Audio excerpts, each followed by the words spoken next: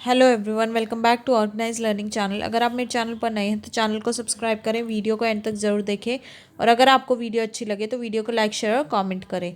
तो शिक्षा निदेशालय राष्ट्रीय राजधानी क्षेत्र दिल्ली की तरफ से सामाजिक विज्ञान के लिए आकलन कार्यपत्रक है। ये 5 नंबर 21 अक्टूबर 2021 के लिए क्लास 8 के लिए है और यहाँ विद्यार्थी अपना नाम लिखेंगे और यहाँ अपने कक्षा अध्यापक या अध्यापिका का नाम लिखेंगे। तो निम्नलिखित प्रश्नों के सही विकल्पों के सामने दिए गए गोले को पेन या पेंसिल की सहायता से काला कीजिए। तो पहला प्रश्न देखते हैं हम। 1801 में अवध पर डैश थोपी गई। तो क्या थोपी गई थी 1801 में अवध पर? तो सहायक संधि। तो ऑप्शन नंबर ए करेक्ट होगा। दूसरा प्रश्न क्या है? बैरकपुर में एक युवा सिपाही डैश ने अपने अफसरों के खिलाफ विद्रोह कर दिया। बैरकपुर में एक कौन से युवा सिपाही? मंगल पांडे ने क्या कर दिया था? अपने अफसरों के खिलाफ विद्रोह कर दिया था। तो बी ऑप्शन जो है वो सही होगा। तीसरा प्रश्न क्या है? बेगम हजरत महल ने कहाँ अंग्रेजों के खिलाफ विद्रोहों को बढ़ावा देने में बढ़ चढ़कर हिस्सा लिया। तो बेगम हजरत महल ने अंग्रेजों के खिलाफ विद्रोह में कहाँ हिस्सा लिया था बढ़ चढ़कर? तो ए लखनऊ में। किस मुगल बादशाह ने विद्रोही सिपाहियों के 1857 के विद्रोह का नेतृत्व करने की मांग को स्वीकार कर लिया? तो अब कौन से मुगल बादशाह थे जिन्होंने जो विद्रोही सिपाहियों का 1857 का विद्रोह था उसका नेतृत्व करने की जो मांग थी उसको स्वीकार किया? तो वो थे बहादुर शाह जफर। तो डी ऑप्शन करेक्ट होगा। नेक्स्ट क्वेश्चन देखते हैं, 5th नंबर। तो 5th क्वेश्चन में क्या है हमारे पास? निम्नलिखित में से किस शासक ने बिहार में 1857 के विद्रोह का नेतृत्व किया? कौन से शासक थे जिन्होंने 1857 में बिहार में विद्रोह का नेतृत्व किया था? तो वो थे कुंवर सिंह। तो इसलिए सी ऑप्शन जो है करेक्ट होगा। छठा प्रश्न है, अंग्रेजों ने 1857 के विद्रोह को दबाने की कोशिश की।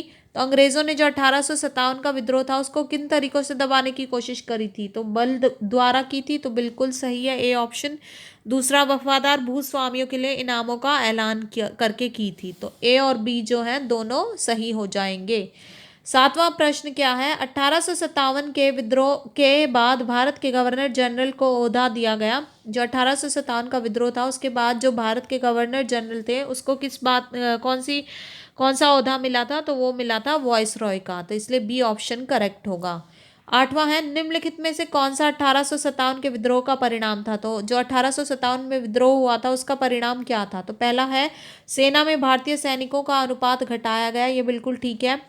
गोरखा, सिख और पठान सैनिकों की संख्या बढ़ाई गई। ये भी बिल्कुल ठीक है।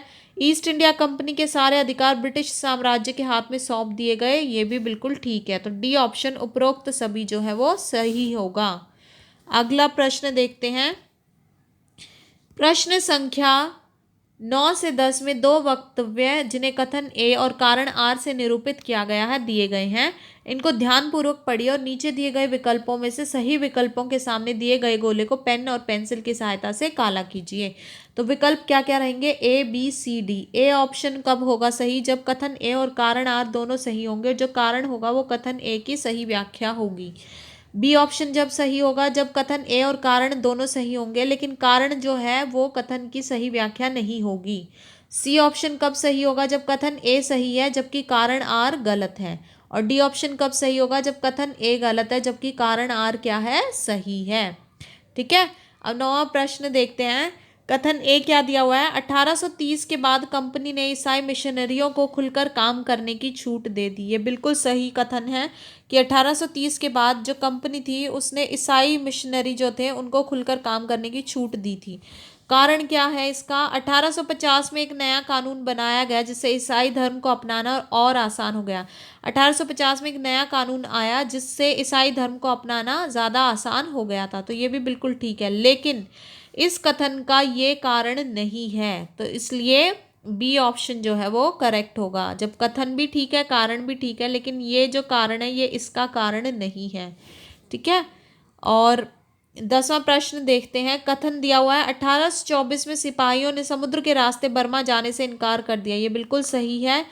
कारण क्या था? बहुत सारे लोग मानते थे कि समुद्र यात्रा से उनका धर्म और जाति भ्रष्ट हो जाएंगे। ये भी बिल्कुल सही है। और ये जो है ये कारण जो है इस कथन का सही कारण है क्योंकि बहुत सारे लोग मानते थे कि समुद्र यात्रा से उनका धर्म और जाति भ्रष्ट हो जाएंगे। तो इसीलिए उन्होंने 1824 में सिपाहियों ने समुद्र के रास्ते बर्मा जाने से इनकार किया था। तो इसलिए ए ऑप्शन जो है वो सही हो जाएगा। तो आशा है आपको यह असेसमेंट वर्कशीट समझ में आई होगी। और इसी के साथ साथ कोरोना से बचने के लिए नियमित रूप से अपने हाथों को साबुन और पानी से धोते रहना है। तो आशा है आपको वीडियो अच्छी लगी होगी। अगर आपको वीडियो अच्छी लगी है तो वीडियो को लाइक शेयर और कमेंट करें, चैनल को सब्सक्राइब करें। मिलते हैं नेक्स्ट वीडियो में।